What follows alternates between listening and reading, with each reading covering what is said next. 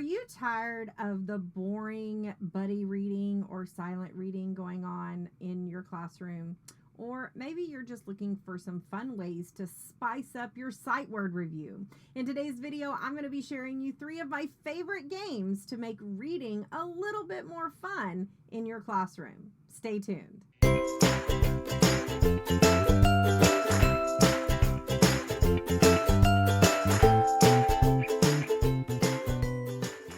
What's kicking, educational rock stars? Welcome back to my channel. I'm Farah from Farah Henley Education, where I strive to bring you actionable tips, strategies, and simple systems to take back into your classroom to make your teacher life a little easier. Now, if this is your first time joining me here on the channel, welcome. Make sure you give this video a big thumbs up and hit that subscribe button. Click that bell so that you get notified when I go live or upload a new video here on the channel. Now, you may be wondering, man, Farah, where have you been? What in the world? You took some weeks off. Well, I didn't intend to take some weeks off, but it just happened because the grandbaby is here. Lillian Marie is here and she is healthy. She is beautiful. And if you follow me over on Instagram or Facebook, then you're already seeing pictures because I could not help but be super excited about her arrival. Mom and baby are doing great, but that's where I've been. I have been at my daughter's house. I stayed with them for about 12 days, helping her just get everything going and getting into the swing of things. And now I'm actually back in my home studio, and I know my husband is happy to have me home, but and the puppers are happy to have me home, but I'm not gonna lie, I'm going through a little bit of withdrawal. I'm still going over there a couple of times a week to help her out, or if she calls and needs help, but for the most part, I am actually back, and I'm trying to get back into my normal routine. Now, prior to the baby coming, I had started a series on some of my favorite ways and favorite games to use in the classroom for different subjects, whether it be math, phonics, reading, that kind of thing. So I actually have already shared my favorite games for phonics. I've shared my favorite games for math review. And tonight I'm going to share 3 of my favorite games for reading review. Now, it's not just reading review. One of the games I'm going to be sharing with you is a game that you can use year-round. It's not just about review. It's actually going to help your students become better readers and what I like to call become more emotional readers. It is going to help them be able to really pay attention to the feelings that maybe are coming through the text, but it does help with their comprehension. So stay tuned for that. And then at the end of this, be sure you stick around to the end because I actually have a game, one of my favorite games. I dug into the vault, guys. I dug deep and I found one of my favorite games that I loved playing with my students in my classroom, and I completely revamped it so that I could give it to you guys. And I'm going to tell you how you can get that for free at the end tonight. So be sure and stick around and make sure you grab that. Now, let's start with my very first game that I absolutely love to play, and it's something that you're probably familiar with. There are so many different versions of it, but how many of you have ever played Jenga? Have you played Jenga? Jenga is one of those games that's kind of a staple game in most of our game cabinets. If you have a game cabinet at home, it's also a pretty inexpensive game to pick up, especially right around now when people are stores are putting games on sale for Christmas. It was one that I often could pick up around this time for about $5. You can usually find the knockoff versions at the dollar store or maybe even Five Below. But Jenga is a game that I love to use to practice sight words with my students. And all I would do is I would grab a Jenga game and I would put their sight words on the Jenga puzzle pieces.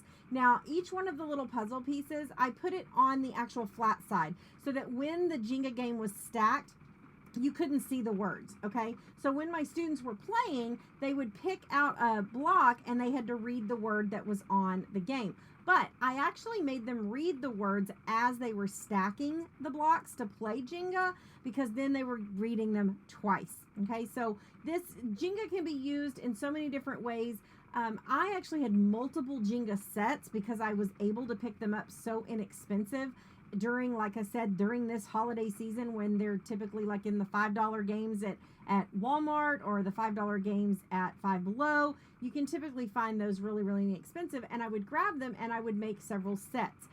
It really depends on what grade levels you're teaching, how many sight words they're going to have, but this was a game that my students loved to play to review their sight words, and I loved it because most of them knew how to play Jenga. The minute you brought it out, they knew exactly how to play, and you could stick this in a center, and it was a center game that you could play over and over and over again because it was never stacked the same way, right? So they never knew where the sight words were going to be.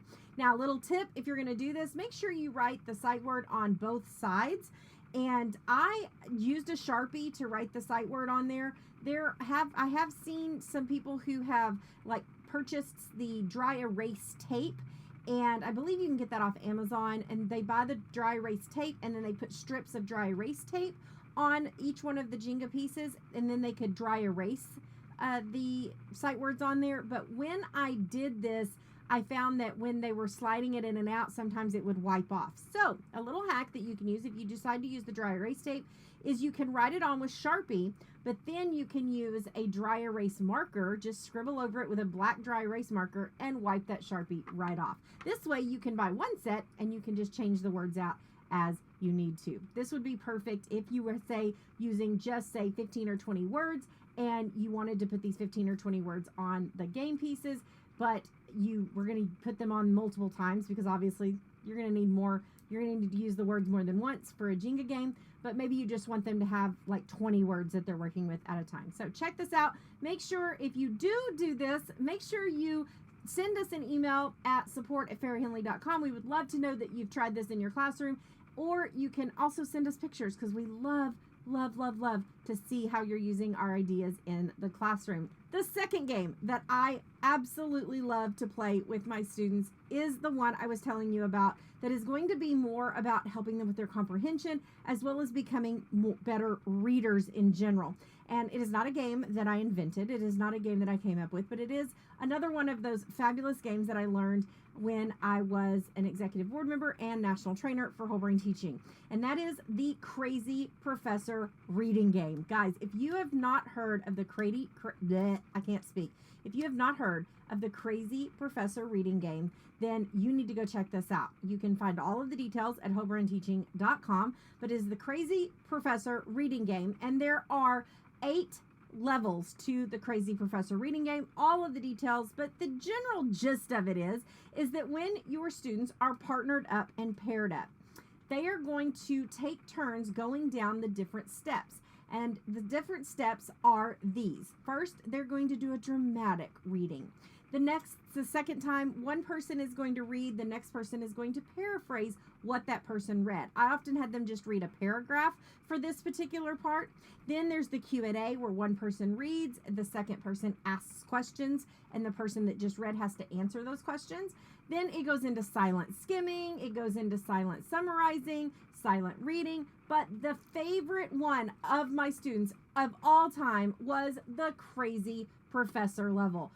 Guys, my students would beg to play Crazy Professor, and I often paired my students up around the room, and I would basically pick, once I had introduced each one of these and taught them how to do each one of these different levels of the Crazy Professor, I would basically roll a dice, or I would have something on my phone that would randomly choose a number, and it would tell them, all right, for the next 2 minutes, this is the level we're going to be doing. And they always knew that at any point I could shout out, Crazy Professor!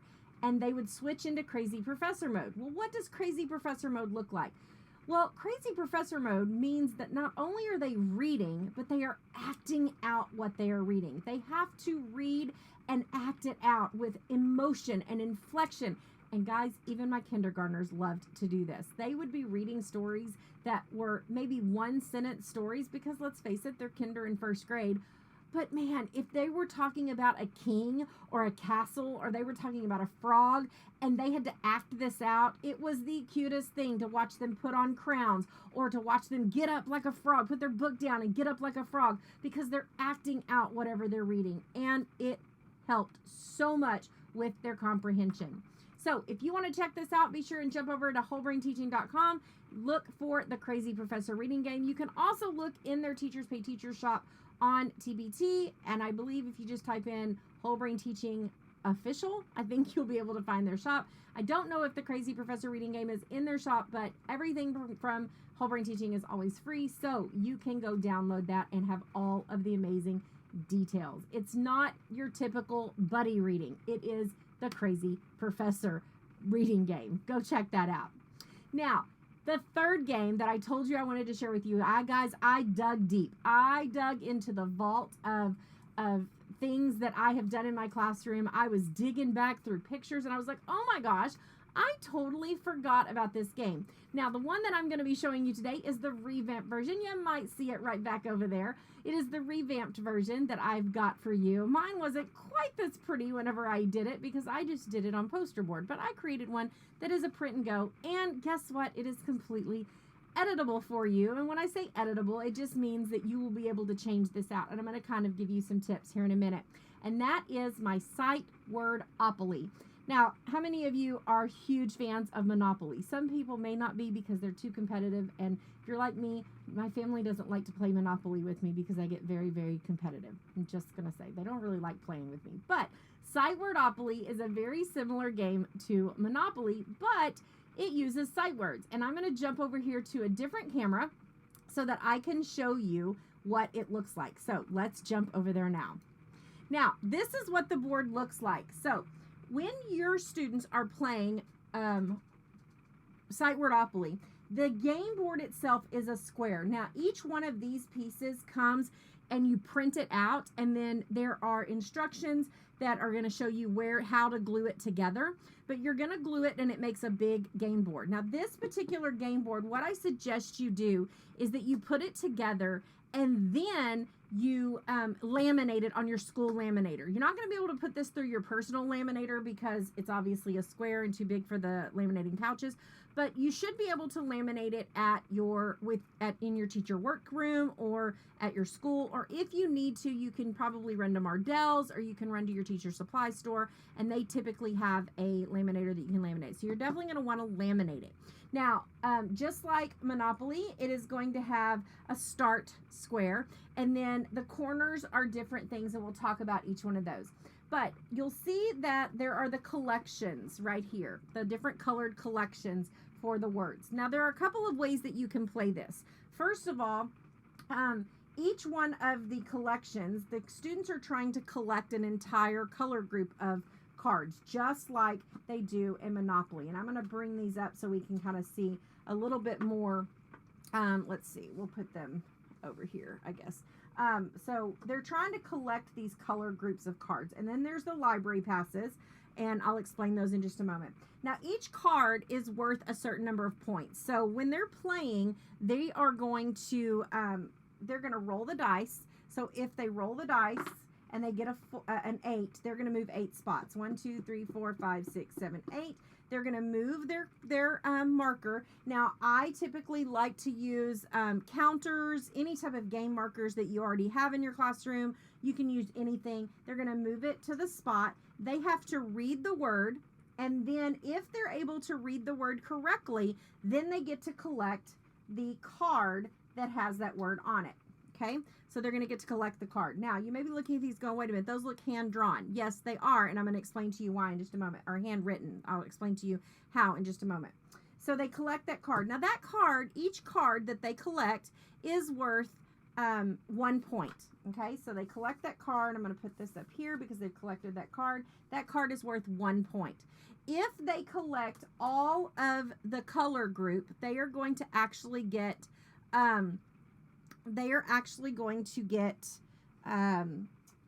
extra bonus points for collecting an entire color group. But it's not just that easy, because along the way they might land on teacher's chest, or they might land on recess, and they have to choose a card from the pile.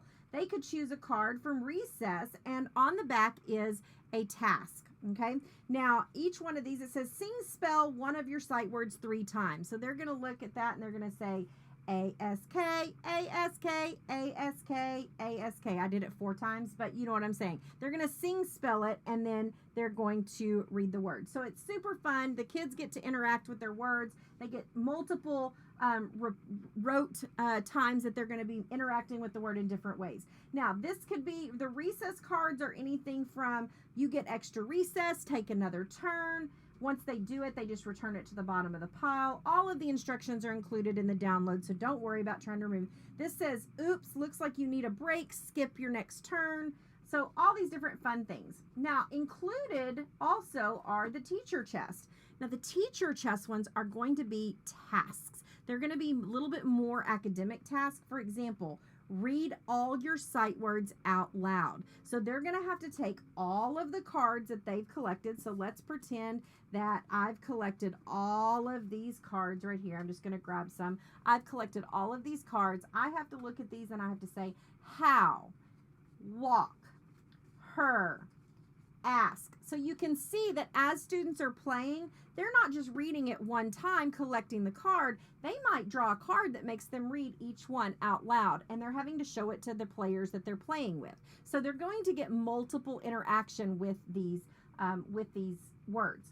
Now, also included are the library passes. Now, library passes are kind of like free spaces. They're worth 2 points a piece, but if they collect each one, they're going to get an extra 10 bonus points. Okay, so those are just free spaces. You'll notice along the way, there's also the fire drill. There's instructions inside the game on what happens if they're in a fire drill. If they're in a fire drill, they have to roll doubles in order to get out. If they don't roll doubles in 3 turns, then they can read all of their sight words. I believe it's read all of their sight words as well as another player's sight words in order to get out of the fire drill. Then there's also detention. If they end up in detention, the only way to get out of detention is to read every player's sight words correctly. And if they miss one of the sight words while they're in detention, they have to stay in detention until their next turn. They can't get out of detention. So there's also the go to detention spot. They don't want to end up on that. And you'll notice that there's some go back to spaces and so forth. And then there's also these special spaces on here that have the little books. And for instance, this one says write a sentence with your sight words, with one of your sight words. This one is find 2 of your words in a book. So your students are going to need a piece of paper, maybe their journal, and they're probably going to need like one of their library books. Okay, so that's kind of going to help them play the game. But this particular game is completely editable in the sense that once it comes to you without any of the words on it. So once you've assembled it and you've printed out these cards, they're not going to have any words on them. But laminate everything and then use a Sharpie to write the words on it that you want them to play with and match the words to the cards that go with that particular color. So for example, I wrote take right here, then I would write take on the card as well. And then the students are going to play just like they would play Monopoly. Now, here's some different suggestions. First of all, if you are going to use this with your lower elementary students, then do them in word families. Okay, so like these 2 words might be at words. These 3 words might be it words. These 3 words might be ought words, and so forth. These that you see on here right now that I used, I did not laminate this because I very quickly printed it out. Guys, I had this totally assembled in a matter of like 5 minutes. So imagine if you had it ready and it laminated and everything where all you're having to do is switch out the words. You could also make multiple sets if you want to do that. So you don't have to do all of that. You can have multiple sets. But again, it is completely customizable to you. And you can put your words on there as well. You could also do this with sounds. It's meant to be used with sight words. So, but I'm sure there's different ways that you could figure out how to use this game board as well. It's going to be geared more towards sight words, however, whatever your sight words may be. But you could also include words from your guided reading groups, like your words to watch for the week and so forth, however you want to do that. But I suggest that you laminate it. Then use a Sharpie, and then when you're switching that out each week, make sure that you use that dry erase, that black dry erase marker, rub over the Sharpie, and then wipe the Sharpie off. A magic eraser works really, really well also. Thank you so much, guys, for supporting me here at Farrah Henley Education. I'm here to help you make your teacher life easier. Now, if you're looking for more tips, strategies, and simple systems to take back into your classroom to make your teacher life easier, check out the videos on your screen. Thanks for watching, and keep being an educational rock star.